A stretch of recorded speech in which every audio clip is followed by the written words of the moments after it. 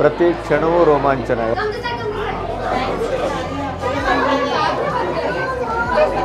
ಒಂದು ದೇವರ ಮೂರ್ತಿಯ ಜೊತೆಗೆ ಉತ್ಸವ ಮೂರ್ತಿ ಅಂತ ಇರುತ್ತಲ್ಲ, ಆ ರೀತಿಯ ಮೂರ್ತಿ ಇದು. ಸರ್ದಾರ್ ವಲ್ಲಭಾಯಿ ಪಟೇಲ್ ಅವರ ಈ ಭವ್ಯ ಪ್ರತಿಮೆಯ ಈ ಪುಣ್ಯ ಸ್ಥಳಕ್ಕೆ ನೀವು ಬರ್ತೀರಿ ಅಂತಾದರೆ ಇಲ್ಲಿ ಇಡೀ ದಿನವನ್ನು ನೀವು ಮೀಸಲಿಟ್ಟು ಬರಬೇಕು. ಇಲ್ಲಿ ನನ್ನ ಎದುರು ನಿಂತವರು UPಯಿಂದ ಬಂದವರು ಮತ್ತು ಇಲ್ಲಿ ಸ್ಥಳೀಯರು. ಅವರು ಹೇಳ್ತಾ ಇದ್ರು, ಸರ್ದಾರ್ ಪಟೇಲ್ ಇರೋದರಿಂದ ಸರ್ ಈ ದೇಶ ಹೀಗಿದೆ. ಇಲ್ಲಿವರೆಗೆ ನೀವು ಹೊರಾವರಣವನ್ನು ತೋರಿಸಿದ್ದೇವೆ ನಿಮಗೆ. ಸರ್ದಾರ್ ವಲ್ಲಭಾಯಿ ಪಟೇಲ್ ಅವರ ಯೂನಿಟಿ ಆಫ್ ಸ್ಟ್ಯಾಚ್ಯೂ, ಆ ಕಂಚಿನ ಪ್ರತಿಮೆ, ಉಕ್ಕಿನ ಮನುಷ್ಯನಿಗೆ ಉಕ್ಕಿನ ಪ್ರತಿಮೆ ಅನ್ನುವ ಹಾಗೆ, ಅದನ್ನು ಒಳಗಡೆಯಿಂದ ನಾವು ಅವರನ್ನು ಒಂದು ಅಂತರಂಗದ ಪ್ರವೇಶ ಮಾಡೋದು ಹೇಗೆ ಅನ್ನೋದನ್ನು ತೋರಿಸ್ತೇವೆ. ಬನ್ನಿ.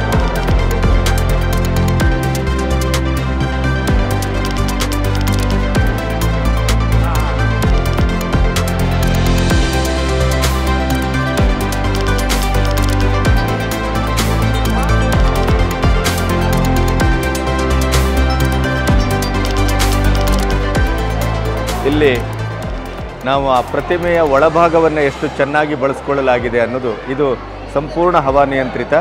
ಇಲ್ಲಿ ಸರ್ದಾರ್ ವಲ್ಲಭಾಯಿ ಪಟೇಲ್ ಅವರ ಮುಖವನ್ನು ಸ್ಪರ್ಶ ಮಾಡ್ಬೋದು. ಮತ್ತು ಇಲ್ಲಿ ಪರಿಸರದ ಒಂದು ಕಲೆ, ಸಂಸ್ಕೃತಿ, ಆಮೇಲೆ ಕೃಷಿ ಎಲ್ಲವನ್ನು ಇಲ್ಲಿ ಸಾಂಕೇತಿಕವಾಗಿ ತೋರಿಸಲಾಗಿದೆ. ಮತ್ತು 2018ರಲ್ಲಿ ನಮ್ಮ ಮೋದಿಯವರು ಉದ್ಘಾಟನೆ ಮಾಡಿದಂಥ ಫೋಟೋಗಳು ಇಲ್ಲಿ ಲಭ್ಯ. ಮತ್ತು ಸರ್ದಾರ್ ವಲ್ಲಭಾಯಿ ಪಟೇಲ್ ಅವರ ಜೀವನ ಚರಿತ್ರೆಯ ಕೆಲವು ಭಾಗಗಳನ್ನು ಇಲ್ಲಿ ನೀವು ಗುಜರಾತಿಯಲ್ಲಿ ಓದಬಹುದು.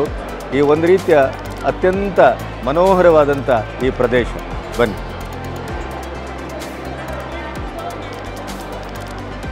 ಇಲ್ಲೂ ಕೂಡ ನೀವು ವಿಶ್ರಾಂತಿಗೆ ಮತ್ತು ಟಾಯ್ಲೆಟಿಗೆಲ್ಲ ಹೋಗ್ಬೋದು. ಆ ಥರದ ವ್ಯವಸ್ಥೆಯೂ ಇಲ್ಲಿದೆ. ಆಮೇಲೆ ಈ ಸ್ಟ್ಯಾಚ್ಯೂವನ್ನು ಕಟ್ಟೋಣದ ಒಟ್ಟು ಪ್ರಕ್ರಿಯೆ ಇದೆಯಲ್ಲ, 2013ರಿಂದ 2018ರವರೆಗಿನ 5 ವರ್ಷದ ಪ್ರಕ್ರಿಯೆಯನ್ನು ಇಲ್ಲಿ ವಿಜುವಲಿ ಕಾಣ್ಬೋದು. ನೀವು ವಿಡಿಯೋಗಳ ಮೂಲಕ ಅದರ ಇಡೀ ಪ್ರತಿ ಹಂತವನ್ನು ತೋರಿಸಲಾಗ್ತಾ ಇದೆ. ನೋಡಿ, ಬನ್ನಿ.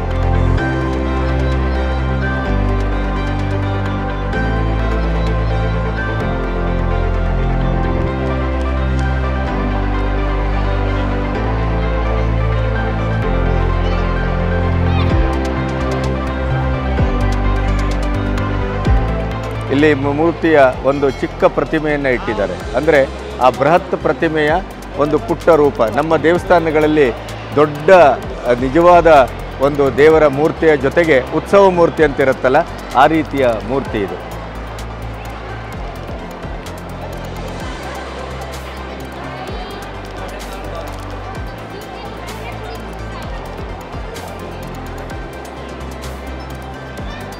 ಇಡೀ ಸ್ಟ್ಯಾಚ್ಯೂವಿನ ಒಂದು ನಕ್ಷೆಯನ್ನು ಇಲ್ಲಿ ಅದರ ಹೇಗೆ ನಿರ್ಮಿಸಲಾಗಿದೆ ಅನ್ನುವ ಒಂದು ಇಂಜಿನಿಯರಿಂಗ್ ಹಿನ್ನೆಲೆಯ ಒಂದು ಇಡೀ ನಕ್ಷೆಯನ್ನು ನೀವು ಕಾಣ್ಬೋದು.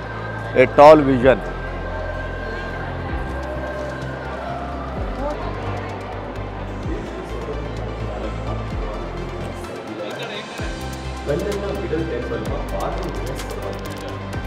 ಇಲ್ಲಿ ಸರ್ದಾರ್ ವಲ್ಲಭಾಯಿ ಪಟೇಲ್ ಅವರ ಜೀವನ ಚರಿತ್ರೆಯನ್ನು ಸಂಪೂರ್ಣವಾಗಿ ವಿಡಿಯೋಕರಿಸಿದ್ದನ್ನು ಅಥವಾ ಒಂದು ಡಾಕ್ಯುಮೆಂಟ್ರಿಯನ್ನು ನಿರಂತರವಾಗಿ ತೋರಿಸಲಾಗ್ತಾ ಇದೆ. ಅವರ ಬಾಲ್ಯ, ಅವರ ಬದುಕು, ಅವರ ಶಿಕ್ಷಣ, ಅವರ ಹೋರಾಟ, ಅವರ ಆಡಳಿತ, ಕೊನೆಗೆ ಅವರು ನಿರ್ಗಮಿಸುವವರೆಗೂ ಇಡೀ ಚಿತ್ರಣವನ್ನು ನೀವು ಇಲ್ಲಿ ನೋಡ್ಬೋದು. ಒಂದು ಪುಟ್ಟ ಥಿಯೇಟ್ರ್ ಇದೆ.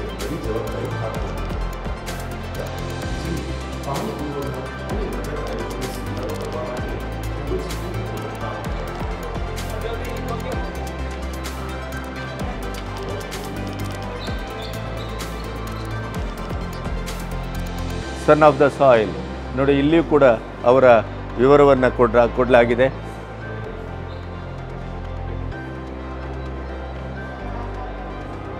ಇದೊಂದು ಗ್ರಂಥಾಲಯ, ಅದರ ಒಂದು ಮಾದರಿ ಇದು.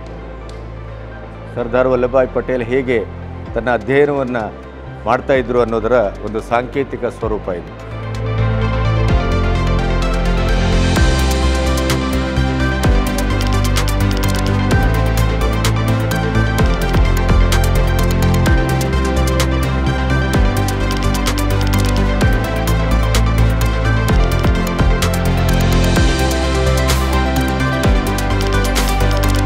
ಸರ್ದಾರ್ ವಲ್ಲಭಭಾಯಿ ಪಟೇಲ್ ಅವರ ಮನೆ ಹೇಗಿತ್ತು ಅನ್ನೋದಕ್ಕೆ, ಅವರ ತಾಯಿಯೊಟ್ಟಿಗೆ ಅವರ ಬದುಕಿನ ಒಂದು ಚಿತ್ರಣ ಇಲ್ಲಿ ನೀವು ಕಾಣ್ತಾ ಇದ್ದೀರಿ ಸ್ಥೂಲವಾಗಿ.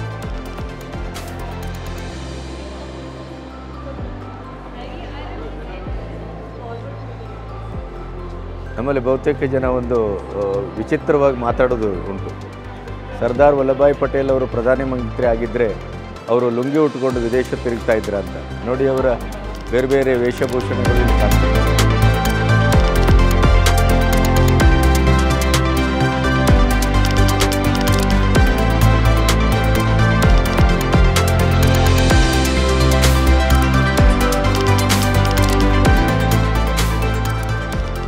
ಚರಿತ್ರೆಯನ್ನು ಗಮನಿಸಬಹುದು.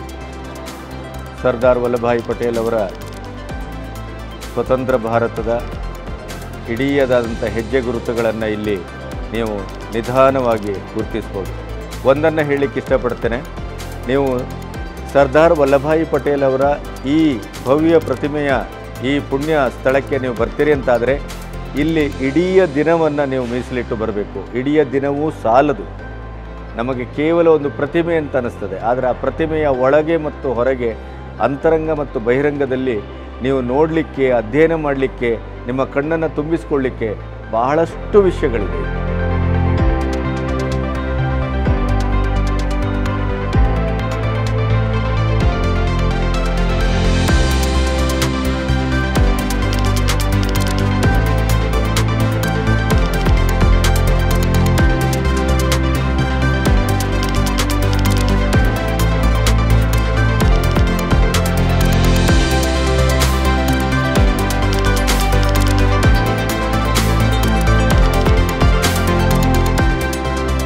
ಭಾವಚಿತ್ರಗಳನ್ನು ನೋಡುವುದೇ ಒಂದು ಸ್ವರ್ಗಾನಂದ. ಇದು ಪಟೇಲ್ರ ಈ ರೀತಿಯ ಚಿತ್ರಗಳನ್ನು ನೀವು ಎಲ್ಲೂ ನೋಡಿರಲಿಕ್ಕೆ ಸಾಧ್ಯ ಇಲ್ಲ. ಅಂಥ ಅಮೂಲ್ಯವಾದಂಥ ಅಪರೂಪವಾದಂಥ ಚಿತ್ರಗಳು ಇಲ್ಲಿ ನಿಮ್ಮ ಕಣ್ಣು ತುಂಬಿಸ್ಕೊಳ್ತವೆ. ನೋಡಿ,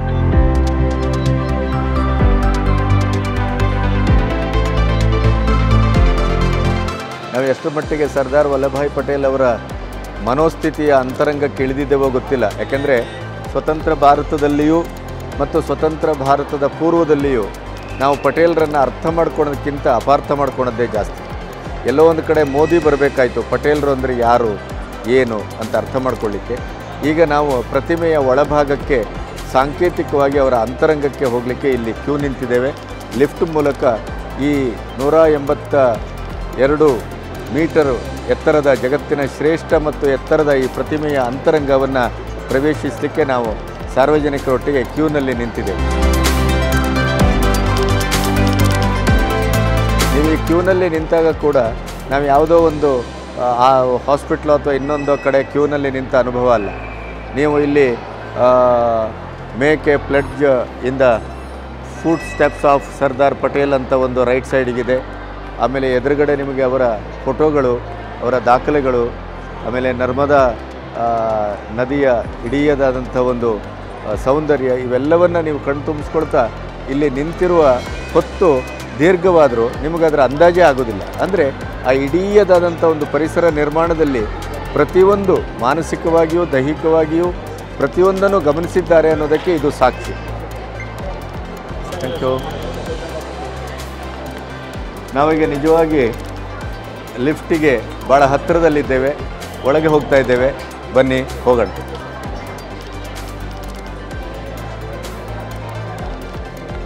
ಇಲ್ಲಿ ಮಹಿಳೆಯರಿಗೆ ಮತ್ತು ಪುರುಷರಿಗೆ ಪ್ರತ್ಯೇಕವಾದಂಥ ಲೈನ್ ಇದೆ. 2 ಪ್ರತ್ಯೇಕವಾದ ಲೈನ್ಗಳ ಮೂಲಕ ನಾವು ಹೊರಟಿದ್ದೇವೆ. ಆಮೇಲೆ ಸರ್ದಾರ್ ಪಟೇಲ್ರ ಬಗ್ಗೆ ಯುವಕರಿಗೆ ಎಂಥ ಒಂದು ಉತ್ಸಾಹ ಉಮೇದಿದೆ ಅಂದರೆ, ಇಲ್ಲಿ ನನ್ನ ಎದುರು ನಿಂತವರು UPಯಿಂದ ಬಂದವರು ಮತ್ತು ಇಲ್ಲಿ ಸ್ಥಳೀಯರು.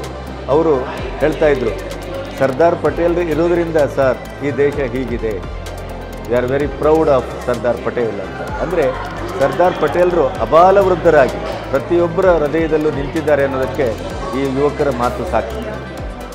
ಆಮೇಲೆ ಇಲ್ಲಿನ ಒಂದು ವಿಶಿಷ್ಟತೆ ಏನು ಅಂತಂದರೆ ನಮ್ಮಲ್ಲಿ ಎಲ್ಲಿ ಯಾವುದೇ ಒಂದು ಸಣ್ಣ ಜಾಗವನ್ನು ಕೂಡ ನಿಮಗೆ ಎಂಟಿ ಬಿಟ್ಟಿಲ್ಲ. ಎಲ್ಲ ಜಾಗದಲ್ಲೂ ಪಟೇಲರನ್ನು ಆವರಿಸಿರುವ ದೇಶದ ಅಭಿಮಾನದ ಸ್ಥಳೀಯ ಇಲ್ಲಿಯ ವಿಶೇಷತೆಗಳ ಎಲ್ಲವನ್ನು ಕಟ್ಟಿ ನಿಲ್ಲಿಸಲಾಗಿದೆ. ಇಲ್ಲಿ ಬಂದರೆ ನಿಮಗೆ ಒಂದು ಕ್ಷಣವೂ ಬೋರ್ ಅನ್ನೋದಿಲ್ಲ, ಅಥವಾ ಸಮಯ ವ್ಯರ್ಥ ಅನ್ನೋದಿಲ್ಲ, ಅಥವಾ ಸಮಯ ಹೋದದ್ದೇ ಗೊತ್ತಾಗೋದಿಲ್ಲ. ಅಷ್ಟು ಸುಂದರವಾಗಿ ಈ ಸ್ಟ್ಯಾಚ್ಯೂವಿನ ಪ್ರದೇಶವನ್ನು ನಿರ್ಮಿಸಿದ್ದಾರೆ.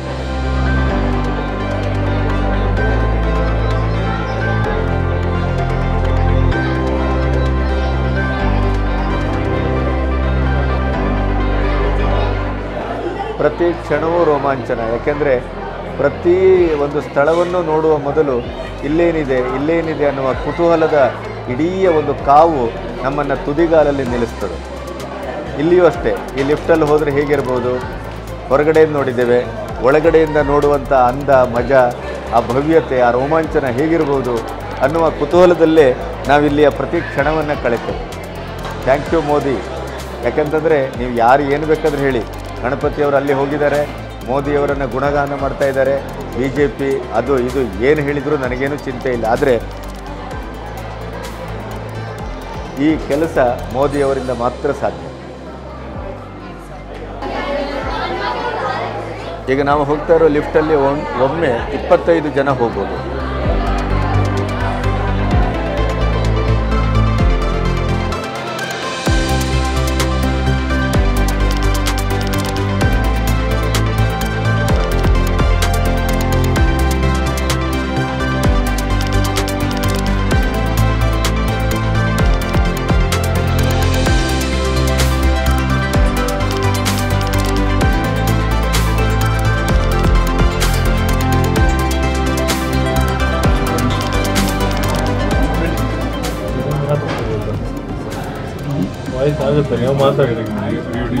ಲಿಫ್ಟಿನ ಒಳಗಡೆ ಕೂಡ ಈ ಇಡೀ ಪ್ರತಿಮೆಯನ್ನು ನಿರ್ಮಿಸಿದ ವಿವಿಧ ನಕ್ಷೆಗಳು, ಅದರ ಸ್ವರೂಪಗಳು ಅವನ್ನೆಲ್ಲ ಇಲ್ಲಿ ತೋರಿಸಲಾಗ್ತಾ ಇದೆ. ಇದರ ಹೈಟ್ ಎಷ್ಟಿದೆ, ಆಮೇಲೆ ಯಾವ ಇಯರಲ್ಲಿ ಉದ್ಘಾಟನೆ ಆಯಿತು, ಎಲ್ಲ ವಿವರಗಳು ಇಲ್ಲಿದೆ. ಅದರ ಕನ್ಸ್ಟ್ರಕ್ಷನ್ ಮಾಡಿದ ರೀತಿ, ಅದರ ಮೂಲ ಧಾತು, ಮೂಲ ಸ್ವರೂಪ, ನಕ್ಷೆ ಎಲ್ಲವನ್ನು ನೀವು ಇಲ್ಲಿ ನೋಡ್ಬೋದು.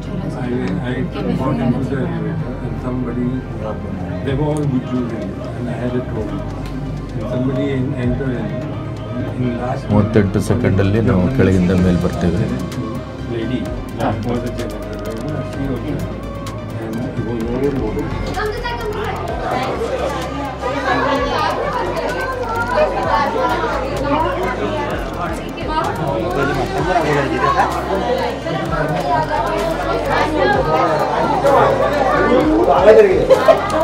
ಈಗ ವೀವಿಂಗ್ ಗ್ಯಾಲರಿಗೆ ನಾವು ಬರ್ತಾ ಇದ್ದೇವೆ.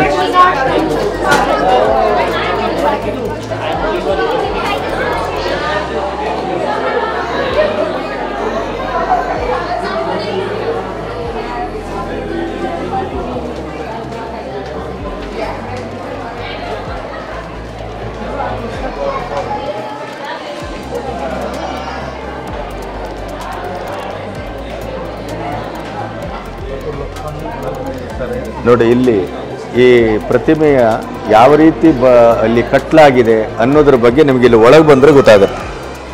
ನಾವು ತಿಳ್ಕೊಳ್ತೇವೆ ಪ್ರತಿಮೆ ಬಿರುಕು ಬಿಟ್ಟಿದೆ, ಹಾಗಿಬಿಟ್ಟಿದೆ, ನಾವೆಲ್ಲೋ ಮಣ್ಣಿನ ಪ್ರತಿಮೆ ಅಂತ ತಿಳ್ಕೊಂಡಿದ್ದೇವೆ, ಅಥವಾ ಕಂಚಿನ ನಮ್ಮ ಪೇಟೆಗಳಲ್ಲಿರುವ ಪ್ರತಿಮೆ ಅಂತ ಭಾವಿಸಿದ್ದೇವೆ. ಅದಲ್ಲ. ಇಲ್ಲಿ ಒಳಗಡೆ ಯಾವ ರೀತಿ ಕಟ್ಟೋಣ ಮಾಡಿದ್ದಾರೆ ಅನ್ನೋದನ್ನು ನೀವು ಇಲ್ಲಿಂದ ನೋಡ್ಬೋದು.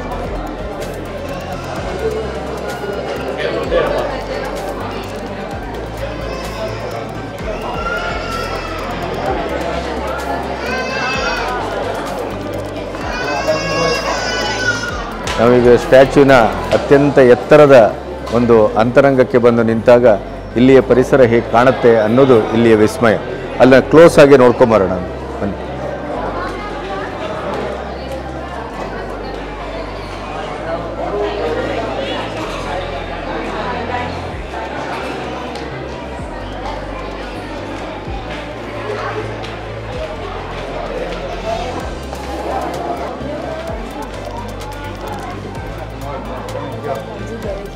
ಇಲ್ಲಿಯ ಈ ಚೌಕದ ಸಣ್ಣ ಸಣ್ಣ ಕಿಂಡಿಗಳಲ್ಲಿ ನೀವು ಈ ಅತಿ ಎತ್ತರದಿಂದ ಇದರ ಇಡೀ ಒಂದು ವಿಹಂಗಮ ನೋಟವನ್ನು ನೋಡ್ಬೋದು. ಬನ್ನಿ.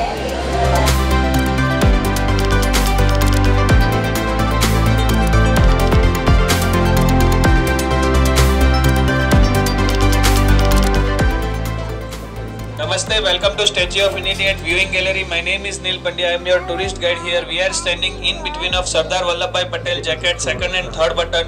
There is his jacket second button. From above it is second, from below it is 4. There is total 5 button. All button are given in 1.1 diameter. We are standing at 45 floor, 135 meter, 450 feet above. There is more 15 floor, 47 meter, 147 feet, which is only accessible for L&D maintenance worker. If any maintenance work there, then only they can go. Otherwise, they are also not allowed to go upside. Lift also bring us over here only. We have lift of Otis company, which is giving a speed of 4 meter per second. From 0 meter to 135 meter, you reach within 38 seconds. Outer portion from feet area to head, all material are used as 85% copper, 555% lead, tin and zinc. There will be a no quick oxidization. That's why we chosen that material. More than 6,500 small and big plates are joined with each other. Every plate having them unique number in yellow tag. If any plate will damage, then we can change that plate by that number only, so there will be a no design difference, no patchwork. Outer portion having total weight of 1700 metric ton. In inner portion we are seeing this white color structure. It's a structural steel. 6000 metric ton structural steel has been used to connect outer portion with inner portion. If there is a wind flow of 180 km per hour or there is an earthquake on Richter scale of 6.5, still statue will be stay as it is. That's how we build in design Statue of Unity. 182 meter statue height is made because of Gujarat State Assembly seats are 182. Dr. Ram V. Suthar, Rambanji Suthar from Maharashtra, Dhulia district, Gondur village. At 90 years age, he designed Statue of Unity. Currently, he is 97 years old and having Padma Shri and Padma Bhushan both awards. L&T Larsen and Toubro company has constructed Statue of Unity within 46 months, which is the world record they are holding. That big statue they constructed in this lesser period. From here, at your right hand side, there is a mountain range of Satpura. After 6 km Maharashtra border will start. At your left hand side there is a mountain range of Vindhyachal. After 46 km MP border will start. In between of them we have Sardar Sarovar Dam, which was the dream of Sardar Vallabhbhai Patel. Before India independent in 1946, Sardar Vallabhbhai Patel thought that 90% of Narmada river water is going in ocean. Why we not use that whole water for Gujarat state and make a dam on it? His dream is completed on 17 September 2017. We made Sardar Sarovar Dam, which is the India's first dam constructed under RCC material only. From here, Ekta Nagar to Rajasthan Badmer, around 85,000 small and big villages are having Narmada river water by Narmada canal. That was the dream of Sardar Vallabhbhai Patel. It is completed. We are seeing his dream from his heart portion. That is the main purpose of your coming at Viewing Gallery. This is the front view. You have to see back view also. Any doubt, any question regarding Statue of Unity, you can ask me. Thank you so much.